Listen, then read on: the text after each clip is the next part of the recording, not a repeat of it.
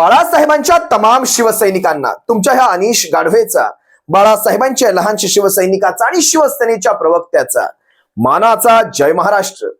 शिवसैनिकांनो, शिवसेना एक वादळ या तुमच्या हक्काच्या व्यासपीठाला, एका प्रबोधन माध्यमाला तुम्ही सर्व शिवसैनिकांनी लाखोंच्या संख्येने सबस्क्राईब जरूर करा, ही तुम्हा सर्व शिवसैनिकांना पुन्हा विनंती करतो. काल तुम्ही सर्वांनी या महाराष्ट्राच्या अनधिकृत मुख्यमंत्र्यांना एकनाथ शिंदेंना कमलाबाईचा प्रचार करताना राजस्थानात पाहिलात ना. अजिबात नवल वाटून घेऊ नका आणि वाईट तर अजिबातच वाटून घेऊ नका, कारण याच अनधिकृत मुख्यमंत्र्यांना, याच महाराष्ट्राच्या अनधिकृत मुख्यमंत्र्यांना तुम्ही कर्नाटकात देखील पाहिला होतात. विसरू नका हे सारं, हे विसरू नका, या गोष्टी विसरण्याच्या नाहीत. कर्नाटकामध्ये कमलाबाईचा प्रचार करत असताना, या कन्नडिगांचा प्रचार करत असताना हेच महाराष्ट्राचे अनधिकृत मुख्यमंत्री स्वतःला अधिकृत शिवसेना म्हणवतात. अधिकृत शिवसेनेचा मुखवटा घालून कर्नाटकात फिरत होते, अधिकृत धनुष्याचा मुखवटा घालून कर्नाटकात फिरत होते आणि प्रचार करत होते महाराष्ट्र एकीकरण समितीच्या विरोधात. टाळ्या वाजवायला पाहिजेत, यांचा सत्कार झाला पाहिजे, जाहीर सत्कार झाला पाहिजे महाराष्ट्र एकीकरण समितीच्या विरोधात. महाराष्ट्र एकीकरण समिती, बाळासाहेबांनी कायम महाराष्ट्र एकीकरण समितीला कायम पाठिंबा दिला. जळगावापासून बेळगावपर्यंत महाराष्ट्र एक म्हणणारे बाळासाहेब आणि त्यांचे विचार सांगणारे हे एकनाथ शिंदे अधिकृत पद्धतीने महाराष्ट्र एकीकरण समितीच्या विरोधात तिथे प्रचार करत होते. ही दुर्दैवाची गोष्ट आहे. हा माझा विषय जरी नसला तरी मला याच्यावर तुमचं लक्ष वेधावंच लागेल. माझ्या विषयावर मी आता पुन्हा येतो. राजस्थानामध्ये ज्या वेळेस कमलाबाईचा प्रचार भारतीय जनता पक्षाची उपरणं घालून, ती कमळाची उपरणं घालून एकनाथ शिंदे करत होते, त्याच वेळेस माझ्या मनात काही विचार येत होते. ज्या भारतीय जनता पक्षाचा प्रचार तुम्ही करताय तोच भारतीय जनता पक्ष यांच्या स्वतःच्या मतदारसंघांमध्ये यांच्या नावाने खड्डे खोदून ठेवतोय. तोच भारतीय जनता पक्ष, चला जास्त फिरवत नाही, जास्त लांब जात नाही, यांच्या मुलाच्या मतदारसंघावर येऊयात, कल्याण लोकसभा मतदारसंघावर येऊयात. कल्याण लोकसभा, स्वतःच्या मुलाचा मतदारसंघ पुन्हा लोकसभेत निवडून येत नाही, हे यांना आधीच माहितीये. एकनाथ शिंदेंना ही गोष्ट आधीच माहितीये. माझ्या मुलाचा मतदारसंघ आता काही पुन्हा निवडून येणे नाही. त्याच्यासाठी तुम्ही कितीही खासदारकीच्या बळी द्या, खासदारकीच्या जागांचे बळी द्या, पण कल्याण लोकसभा पुन्हा श्रीकांत शिंदे निवडून येत नाही, ही खात्री स्वतः एकनाथ शिंदेंना देखील आहे. त्यामुळे भारतीय जनता पक्षाच्या त्या अनुराग ठाकूरांचे वाढलेले दौरे तुम्ही पाहिलं असाल, जवळपास 3 ते 4 दौरे झाले अनुराग ठाकूरांचे. आणि ह्या अनुराग ठाकूरांसमोर हे असे झुकून, माना वाकवून, ते कणे वाकवून कशा प्रकारे आपल्या कामांची यादी वाचत होते श्रीकांत शिंदे. आपण सर्वांनी पाहिलं असेल की साहेब मी हे केलं, साहेब मी हा रस्ता बांधला, साहेब मी हे केलं. अनुराग ठाकूरांसमोर अशा प्रकारचं एक्सप्लेनेशन देणं, अशा प्रकारचं सगळं सांगत राहणं, याच्यातच तुमची निष्ठा, तुमचा स्वाभिमान, तुमची ओरिजिनल शिवसेना आम्हाला कळाली, उभ्या महाराष्ट्राला कळाली. लक्षात घ्या, त्या अनुराग ठाकूरांनी काय द्यायचा असेल तो रिपोर्ट दिला असेल, पण लक्षात घ्या या भारतीय जनता पक्षाची बार्गेनिंग स्ट्रॅटेजी कशी असते. भारतीय जनता पक्ष हा कल्याण लोकसभा असेल, इथून सुरुवात केली की आम्ही कल्याण लोकसभेत सपोर्ट करणार नाही, आणि कुणाला पुढे केलं, कार्यकर्त्यांच्या मागून रवींद्र चव्हाण असतील किंवा इतर छोटे मोठे नेते असतील, अशा प्रकारची ती एक शृंखला तयार केली. कार्यकर्ते काय म्हणतायत, एकनाथ शिंदेच्या या सुपुत्राला आम्ही काही सपोर्ट करणार नाही. झालं, यांची ततपप तिथेच झाली. अशा प्रकारे सपोर्ट करणार नाहीत म्हणून एक भीतीचं वातावरण तयार केलं आणि ठाणे लोकसभा मारून नेली, जी जवळपास गेली 30 वर्ष शिवसेनेच्या ताब्यात होती. स्वतःला अधिकृत शिवसेना म्हणवणारे ठाणे लोकसभा सहज देऊन टाकतात. याच्या मागची कारण लक्षात घ्या. सगळ्यात पहिलं कारण जर असेल तर ते पुत्रप्रेमाचं आहे. पुत्रप्रेम, पण पुत्रप्रेमाच्या पलीकडे जाऊन आणखी एक कारण तुम्हाला सांगतो. आणखी दुसरं कारण हे असं आहे की एकनाथ शिंदेंना सध्या खासदारकीपेक्षा आमदारक्या जास्त महत्वाच्या आहेत. त्यामुळे खासदारकीच्या एखाद्या तिकिटावर पाणी पडणं हे आमदारकीच्या तिकिटावर पाणी पडण्यापेक्षा त्यांना मोठं वाटत नाही. कारण महाराष्ट्रात सत्तेवर राहायचं तर आमदारक्या महत्वाच्या, या खासदारक्या महत्वाच्या नाहीयेत. त्यासाठी एकनाथ शिंदेंचा सगळ्यात जास्त फोकस हा आमदारकीच्या, विधानसभेच्या तिकिटांवर आहे. त्यासाठी कुठल्याही खासदारकीच्या तिकिटावर पाणी ओतलं जाईल. पण विशेषतः मुलाच्या लोकसभा मतदारसंघासाठी, विशेषतः कल्याणसाठी यांनी ठाण्याचा बळी दिला, ही गोष्ट नाकारता येत नाही. ज्यावेळेस स्वतःला ओरिजिनल शिवसेना म्हणवता, त्यांनी उत्तर द्यावं, ठाणे लोकसभेवर पाणी टाकण्याचा अधिकार तुम्हाला कुणी दिला होता? ज्या धर्मवीर दिघे साहेबांनी ठाण्याची लोकसभा या भाजपाच्या नरडीमध्ये हात घालून काढली होती, जवळपास 25-30 वर्ष तिथे भाजपाचा खासदार असताना ती लोकसभा काढून घेतली आणि त्यानंतर ही लोकसभा पुन्हा भाजपाच्या नरडीत टाकण्याचं पातक ह्या एकनाथ शिंदेने केलं. असो शिवसेना आपण आहोत, आपण बघून घेऊयात. आपण साऱ्याच्या साऱ्या लोकसभा यांच्या हातातून अशाच्या अशा काढून घेणार आहोत. मी माझ्या पुन्हा विषयावर येतो. ठाणे लोकसभा सोडून द्या, आपण कल्याण लोकसभेत मी तुम्हाला पुन्हा घेऊन जातो. या कल्याण लोकसभेतून टोटल 6 विधानसभेच्या जागा जातात. 6 विधानसभा. सगळ्यात पहिली जागा तुम्ही अंबरनाथ पासून सुरुवात करा. अंबरनाथ असेल, उल्हासनगर असेल, कल्याण पूर्व असेल किंवा कल्याण ग्रामीण असेल, त्यानंतर डोंबिवली विधानसभा, त्यानंतर कळवा मुंब्रा विधानसभा येतात. या 6च्या 6 विधानसभांमध्ये एक गोष्ट तुम्ही लक्षात घ्या, एक जागा सोडली, अंबरनाथची जागा सोडली, कारण अंबरनाथची जागा सध्या तो बालाजी केणीकर हा सध्या शिंदे गटात आहे. पण बाकीच्या 5ही विधानसभांमध्ये शिंदे टोळीचा एकही आमदार नाही. आता लक्षात घ्या, तरीही कल्याणमधून शिवसेनेचा खासदार कसा निवडून आला हा प्रश्न तुमच्या मनात यायलाच हवा. हा प्रश्न तुमच्या मनात यायला हवा. एक मनसेचे राजू पाटील आहेत, त्याच्यानंतर एक जितेंद्र आव्हाड आहेत. मग अशा प्रकारचे भारतीय जनता पक्षाचे 3 आमदार, शिवसेनेचा एकच आमदार म्हणजे बालाजी केणीकर. मग कसा इथे खासदार निवडून येतो? तो खासदार निवडून येतो ठाकरे या ब्रँडवर. खासदार निवडून येतो ठाकरे या नावाच्या ब्रँडवर निवडून येतो. हे काही शिंदे वगैरे नावाच्या ब्रँडवर खासदार निवडून येत असतात. इथे नगरसेवक म्हणून यांची तोंड पाहिली तर कोणी निवडून देणार नाही. यांची तोंड पाहून यांना कोणी नगरसेवक म्हणून पण निवडून देणार नाही. याची मी जबाबदारीने ही वाक्य बोलत असतो, जबाबदारीने बोलत असतो. मग लक्षात घ्या, बालाजी केणीकर ही काही त्याची स्वतःची मतदान होतं, हे काही त्याची स्वतःची मतं होती, ही शिवसेनेची मतं होती, ही ठाकरेंची मतं होती. मग बालाजी केणीकरचं मतदान पण सोडूनच द्या. उल्हासनगरमध्ये आता कुमार आयलानी आहेत, मला वाटतं भारतीय जनता पक्षाचे, किंवा कल्याण पूर्वेमध्ये गणपत गायकवाड, त्यांच्या गणपत गायकवाडांच्या वॉर्डमध्ये धनंजय बोडारे, त्यांनी जवळपास या गणपत गायकवाडला घाम फोडला होता. 2 टर्म अपक्ष म्हणून निवडून आलेला हा गणपत गायकवाड, धनंजय बोडारे आमचे शिवसेनेचे नगरसेवक, यांना घाम फोडून जातात. जवळपास 3 ते 4 हजारांचा फरक. नाही तर धनंजय बोडारे, आबा बोडारे ज्यांना आबा म्हटलं जातं तिथे, त्यांनी यांना पराभवाचं ते दर्शनच घडून आणलं होतं. म्हणजे कल्याण पूर्व यांचा सेफ नाही, तुमचा उल्हासनगर सेफ नाही, अंबरनाथ हा शिवसेनेचा बालेकिल्ला आहे. तुम्ही इकडे कळवा मुंब्र्यात येणार तर जितेंद्र आव्हाड यांचं विळा भोपळ्याचं नातं उभा महाराष्ट्र जाणतो, आणि डोंबिवलीत तर रवींद्र चव्हाण. आता तुम्ही मला सांगा, रवींद्र चव्हाणांची टीम अशीही म्हणते आम्ही याला सपोर्ट करणार नाही. मग तुम्ही मला सांगा, जर हा माणूस खरंच लोकसभेसाठी उभा राहिला, कारण कल्याण लोकसभा पाडणं ही भारतीय जनता पक्षाची प्रायोरिटी आहे. यांच्या घरासकट यांना घरात बसवायचंय, यांच्या परिवारासकट यांना घरात बसवायचं, ही भारतीय जनता पक्षाची खरी प्रायोरिटी आहे. इकडून तिकडून इकडच्या तिकडच्या पदाधिकाऱ्यांना आपल्यामध्ये सामील केलं जाऊ शकतं, पण यांच्या घरातल्यांना बाहेर बसवणं ही भारतीय जनता पक्षाची प्रायोरिटी आहे. आणि राहिली कल्याण ग्रामीणची जागा, कल्याण ग्रामीण राजू पाटील, मनसेचे राजू पाटील विद्यमान आमदार आहेत, मनसेचे एकमेव आमदार. मागे त्यांचे काही स्टेटमेंट झाले होते, तुम्हाला आठवतंय ते वाकयुद्ध आठवतंय?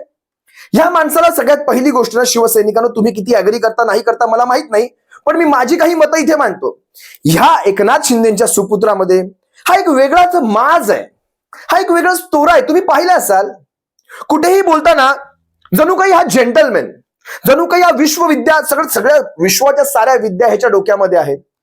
अशा प्रकारे एक भासवायचा प्रयत्न करतो, जणू काही हा प्रिन्स आहे, प्रिन्स, एक राजपुत्र. अरे ह्यांचं काय? राजकारणामध्ये तुम्ही आलात, तुम्ही डॉक्टर झालात, आणि एकनाथ शिंदे काय म्हणतात, माझा मुलगा डॉक्टर झाला, त्याला हॉस्पिटल मिळाले. अरे महाराष्ट्रात कित्येक असे डॉक्टर आहेत, त्यांनी स्ट्रगल केलंय, कित्येक वर्ष प्रॅक्टिस केली, त्यानंतर कुठेतरी जाऊन एखादी नोकरी पत्करी, नंतर स्वतःचं कुठेतरी काहीतरी सेटअप केलेलं आहे. यांना सगळं रेडी पाहिजे होतं. काय म्हणतायत, माझ्या मुलाला यांना राजकारणातून उठवायचा होता. म्हणजे ह्यांच्या मुलांची ओळख यांच्या बापांमुळेच. विचार करा, जो कधी साधा शिवसेनेच्या शाखेचा गटप्रमुख देखील झाला नाही, गटप्रमुख, मी सगळ्यात तळाला येतोय, साधा गटप्रमुख झाला नाही, तो थेट खासदार होतो. शाखा प्रमुख वगैरे तर लांबच्या गोष्टी, विभाग प्रमुख, उपविभाग प्रमुख, सगळ्या लांबच्या गोष्टी. साधा गटप्रमुख झाला नाही, तो थेट खासदार बनतो. हे कुणामुळे झालं? हे शिवसेनेमुळे झालं, हे शिवसेनेमुळे झालं. आता खरं तर हे उलटले, खाऊन पिऊन उलटतात ना, ते ह्याला म्हणतात. पण ठीक आहे, शिवसेनेच्या शाखेत गटप्रमुख न होणारा माणूस खासदार होतो. आता हा पुन्हा खासदारकीचं दर्शन घेईल. या साऱ्याच्या साऱ्या 6 विधानसभा क्षेत्रांमध्ये पाहिलं तर ह्यांचं सगळ्याशी एक दुसऱ्याशी विळा भोपळ्याचं नातं का? मागचंच तुम्हाला मी राजू पाटलांचं उदाहरण सांगत होतो. राजू पाटलांना हे म्हणतायत, काहींना मुंगेरी लालचे हसीन सपने दिसायला लागलेत. एका भर सभेत तोऱ्यामध्ये आपल्या मुठभर माणसांच्या गर्दीमध्ये हा माणूस म्हणतो, मुंगेरी लालचे हसीन सपने. आता बघा, राजू पाटलांची आमची काय वैचारिक मतभेद असतील, काही फरक नाही पडत, पण शेवटी स्थानिक भूमिपुत्रावर ज्यावेळेस बोललं जातं त्यावेळेस आम्ही मात्र आवाज उठवतो.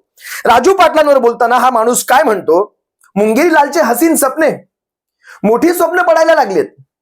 आणि पुढे म्हणतायत, हे सगळं करत असताना तुम्हाला ते आजीच्या जागी माझी नाही लागलं म्हणजे मिळवलं. म्हणजे हा किती ओव्हर कॉन्फिडन्स, अति आत्मविश्वास. त्याच कल्याण ग्रामीण मध्ये शिवसेनेचे सुभाष भोईर, शिवसेना संपर्क प्रमुख होते माझी, ह्या सुभाष भोईरांचं प्रस्थ फार मोठं आहे. सुभाष भोईरांचं प्रस्थ कल्याण, तिथले ते आमदार राहिलेले आहेत. काही वेगळ्या फरकाने फक्त सुभाष भोईर पडलेले होते त्यावेळेस, नाहीतर राजू पाटलांना टफ द्यायला तिथे सुभाष भोईर देखील आहेत. पण तुम्ही पहा, हा सगळ्यांशी दुश्मन घेतोय, मग हा निवडून येतोय कुणाच्या जीवावर? नक्की तुम्ही पहा. याचं मागचं मतदान म्हणजे 2014चं आणि 2019चं मतदान मी पाहिलं, 440 आणि 560, 4,40,000चं, 5,60,000चं. मला वाटतं 14 मध्ये आनंद परांजपे होते, जवळपास 1,90,000चं मतदान होतं, 1,90,000चा राष्ट्रवादीतर्फे. आणि 19 मध्ये बाबाजी पाटील, राष्ट्रवादी काँग्रेसचं तिथे मतदान 1.5 ते 1,90,000च्या आतमध्ये जातं, 1,90,000च्या आसपास एक ऍव्हरेज मतदान आहे. पण ह्याचं मतदान 5.5 लाखाचं, ते शिवसेनेच्या जीवावर. एकाही आमदाराचा जर आता सपोर्ट नाही मिळाला तर ह्याचं मतदान 1,00,000 क्रॉस करत नाही. या एकनाथ शिंदेच्या सुपुत्राचं मतदान 1,00,000 मतदान क्रॉस करत नाही. आणि जर शिवसेनेचा तिथे उमेदवार दिला गेला, म्हणजे शिवसेनेचाच उमेदवार असणार म्हणा, शिवसेनेचा उमेदवार ज्यावेळेस तिथे असेल, प्रत्येक मतदारसंघातला एक 50-60 हजाराचा ऍव्हरेज जरी घेतला तरी शिवसेनेचं मतदान तिथे 5-5.5 लाखांच्या पुन्हा पुढे जातंय. मग मला एकच समजत नाही, या एकनाथ शिंदेच्या सुपुत्रांची ही जर अवस्था असेल तर महाराष्ट्रातल्या इतर खासदारांचं काय? ह्यांचा बघा, शेवटी मी तुम्हाला काय म्हणालो, हा ठाण्याच्या 4 गल्ल्यांपुरता पक्ष आहे. ठाण्याच्या बाहेर या पक्षाचं म्हणजे या गटाचं कुठे अस्तित्व नाही. स्वतः एकनाथ शिंदेची ठाण्याच्या बाहेर ओळख नाही, तर मग या श्रीकांत शिंदेची ओळख कशी ती? मग ठाण्यात ह्यांची ही जर अवस्था असेल तर ठाण्याच्या बाहेरच्या खासदारांनी जास्त मोठ्या गमजा मारू नयेत. ठाण्याच्या बाहेरच्या खासदारांनी विशेषतः लक्ष द्या या व्हिडिओकडे, मोठ्या गमजा मारू नयेत. यांची ठाण्यामध्ये आम्ही ठासलेली आहे अशा प्रकारची. ठाण्यातला खासदार पडतोय म्हणजे कल्याणचा खासदार पडतोय. ठाण्यात तर हे लढणारच नाही, कारण ठाण्यात सुद्धा हरवायची आम्हाला ती नामी संधी हवी होती. ठाण्यातून यांना दाखवून द्यायचं होतं तुमची लायकी काय आहे, या गटाची लायकी काय आहे ते ठाण्यातून दाखवून द्यायचं होतं. कारण राजन विचारे साहेब, शिवसेना नेते राजन विचारे साहेब, विद्यमान खासदार, जवळपास 7.5 लाखांची लीड, 7.5 लाखांची. आणि निष्ठावंत म्हटलं तर जवळपास अजून 1,00,000 भर मतांची भर पडेल. 1,00,000 भर मतं अजून वाढतील, जवळपास 7.5 ते 8 लाखांच्या पुढे यांचं मताधिक्य जाईल. आम्हाला ती संधी हुकली आमच्याकडनं. चला, भारतीय जनता पक्षाचा सुपडा साफ करतो भाग वेगळा, पण ह्या शिंदे टोळीला हरवण्याची आमच्याकडनं एक संधी गेली. यांचं डिपॉझिट हरवण्याची म्हणण्यापेक्षा डिपॉझिट जप्त करण्याची आमच्याकडनं एक संधी गेली. मी तुम्हाला मगाशी म्हटलं, एका वेगळ्याच माझात तुम्ही पागही पाहिलं असाल. नौपाडा पोलीस स्टेशनमध्ये कसं पोलिसांना गणवेश वाटप केलं जात होतं. आजवर कधी पोलिसांना कुठल्याही वस्तूचं वाटप किंवा गणवेशाचं वाटप आम्ही कुठल्याही राजकीय पुढाऱ्याकडे पाहिलं नव्हतं. इथे मुख्यमंत्र्यांचे सुपुत्र गणवेश वाटतायत, पोलिसांना गणवेश वाटतायत. अजब होतं हे सारं. हनुमान चालीसा तुम्ही सर्वांनी पाहिली असेल. याने मतदारसंघात काय काम केलं त्यापेक्षा तिथे प्रश्न काय चालू होते लोकसभेमध्ये, आणि या माणसाने अचानक हनुमान चालीसा वाचायला सुरुवात केली. या माणसाचं ते नाटक उभ्या महाराष्ट्राने पाहिलं, तेही लोकसभेतून पाहिलं. कामांच्या बाबतीत याला कधी बोलताना पाहिलं नाही मी आजपर्यंत, पण हनुमान चालीसा वाचताना मात्र नक्की पाहिलं. हे सारं जे नाटक केलं जातं महाराष्ट्राची सुशिक्षित जनता जाणते. यांची बरीच प्रकरणं आहेत. नवी मुंबईच्या विमानतळ प्रकरणावरून भूमिपुत्रांना जाणून बुजून यांनी चिथवण्याचं काम केलं. नवी मुंबईच्या विमानतळाला दिबा पाटलांच्या नावाऐवजी वेगळ्या नावांची यांनी आधी सुरुवात केली. बाळासाहेबांच्या नावाचा जाणून बुजून आग्रह केला गेला आणि तो सारा आग्रह एकनाथ शिंदेकडनं झाला होता. हे नवी मुंबईचे भूमिपुत्र जाणतात. दिबा पाटील नावा जसं बाळासाहेबांचं नाव यांनी सुचवलं, भूमिपुत्रांच्या मनामध्ये एक विषय आला की हे का केलं जातंय, आणि हा सारा खेळ ह्या एकनाथ शिंदेकडनं केला जात होता. ज्यावेळेस आपलं सरकार जात होतं, उद्धव साहेबांनी सगळ्यात पहिला निर्णय घेतला. नवी मुंबई विमानतळाचं नाव दिबा पाटलांच्या नावाने केलं. सगळ्यात पहिला निर्णय शिवसेनेच्या पक्ष प्रमुखांनी हा निर्णय घेतलाय. त्यापुढे जाऊन तुम्हाला अजून सांगतो, सतत गुंडांच्या घोळक्यामध्ये वावरणं म्हणजे गुंड पोचलेले त्यांनी, सारेच्या सारे गुंड ह्यांनी पोचलेत. कोणी काही बोललं, कोणी काही आवाज केला तर त्याला कशा प्रकारे चूप करायचं हे चांगलं माहितीये. या गुंडांच्या घेऱ्यात बसून, या गुंडांच्या त्या बंदुकीच्या नोकवर गुंडांच्या बंदुकीच्या नोकवर एखाद्याचा आवाज बंद करण्याचा प्रयत्न ह्यांच्याकडून वारंवार केला जातो.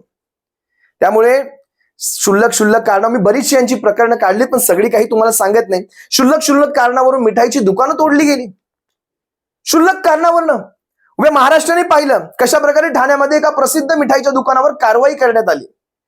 हे तोऱ्यात बोलणारे तोऱ्यातच घरी बसणार आहेत. मागे यांनी काय ते स्टेटमेंट केलं होतं, सँडविच आणण्यासाठी आम्हाला कुठे कुठे पाठवलं जायचं. आता भारतीय जनता पक्षाचे तुम्ही काय काय कामं करणारे वेटरगिरी करून तेच आम्हाला पाहिजेत. बापामुळे पोराचं आयुष्य संपलं अशी 1-2 उदाहरणं महाराष्ट्रामध्ये आहेत. मी मोठी उदाहरणं सांगतो, छोटी मोठी तर बरीच सारी आहेत. मी मागेही तुम्हाला योगेश कदमाचं उदाहरण दिलं होतं, तसं एकनाथ शिंदेचं देखील उदाहरण. पण योगेश कदमामध्ये आणि एकनाथ शिंदेच्या या श्रीकांत शिंदेमध्ये फार फरक आहे. योगेश कदम थोडासा माणूस वेगळा आहे, पण आज श्रीकांत शिंदे आणि योगेश कदमामध्ये कुठे तुलना होऊ शकत नाही. शेवटी दोन्ही गद्दार घरचेच, आपल्याला काही फरक पडत नाही. यांच्यामुळे, यांच्या बापांमुळे पोराची करिअर, राजकीय करिअर सुरू व्हायच्या आधीच संपली. हे मात्र इथे सांगावं नक्कीच लागेल आणि अभिमानाने सांगावं लागेल, काही फरक पडत नाही. शेवटी यांनी वैतागून मागे एक विधान करायला सुरुवात केली होती, कारण भारतीय जनता पक्ष यांना सपोर्ट करणार नाही, यांना स्पष्ट माहिती आहे. आम्ही राजीनामा देणार आहोत, मी खासदारकीचा राजीनामा देईल, चिडून शेवटी राजीनाम्यापर्यंत पोहोचले होते. ही यांची लायकी आणि अवस्था राहिली यांच्या कल्याण लोकसभा मतदारसंघामध्ये. त्यामुळे एक गोष्ट मात्र तुम्हाला सांगतो, श्रीकांत शिंदे, एकनाथ शिंदे खासदारक्यांमध्ये विशेष इंटरेस्टेड मला तरी वाटत नाही. त्यामुळे घरातली हक्काची आमदारकी कुठेतरी लावावी असाच काहीचा विचार केला जाऊ शकतो आणि श्रीकांत शिंदेला एखाद्या विधानसभेवर चिटकवलं जाऊ शकतं कुठेतरी खासदारकी लढवण्यापेक्षा. कारण खासदारकी पुन्हा निवडून येणे नाही, तो खासदारकीचा विजयी गुलाल पुन्हा लागणे नाही, हे एकनाथ शिंदे चांगलंच जाणतात. काही राजकीय गोष्टी त्यांनाही कळत असतील. मुख्यमंत्री आहेत शेवटी महाराष्ट्राचे, एवढ्या जोडतोडी करून मुख्यमंत्री झालेत म्हणजे काही गोष्टी तर नक्कीच माहिती असतील. त्यामुळे भविष्यात कल्याण, ठाणे, भिवंडी तर ह्यांच्याकडेच आहे, कमळाबाईकडे, पालघरही त्यांच्याकडेच म्हणा. तर शिवसेनेसारखा पक्ष होता त्यामुळे पालघरची जागा घशातून काढली होती आम्ही. पण शेवटी कल्याण असेल, ठाणे असेल, या साऱ्या जागांवर पाणी सोडलं जाणार आणि कुठेतरी आमदारक्यांवर त्यांचं ते पुनर्वसन होतंय की काय हे पाहिलं जाईल. तुम्हा सर्व शिवसैनिकांची रजा करतो. शिवसैनिकांनो, विशेषतः कल्याण लोकसभेच्या शिवसैनिकांनो, यांचा अशा प्रकारे पराभव करा की भविष्यात यांच्या पुढच्या 7 पिढ्यांना महाराष्ट्रामध्ये गद्दारी कशी असू शकते, गद्दारीचं फळ काय मिळू शकतं, या गोष्टींचा धसका बसला पाहिजे छातीमध्ये, असे धस्स झालं पाहिजे. दिवसा उजेडी तारे चमकले पाहिजे. कल्याणच्या लोकसभेच्या शिवसैनिकांनो, तुम्हावर ही जबाबदारी फार मोठी आहे आणि तुम्ही ती इमाने इतबारे पार पाडाल ही तुमच्याकडनं अपेक्षा करतो. तुम्हा सर्वांची रजा घेतो. सप्रेम जय महाराष्ट्र बाळासाहेबांच्या शिवसैनिकांनो, काळजी घ्या. जय महाराष्ट्र.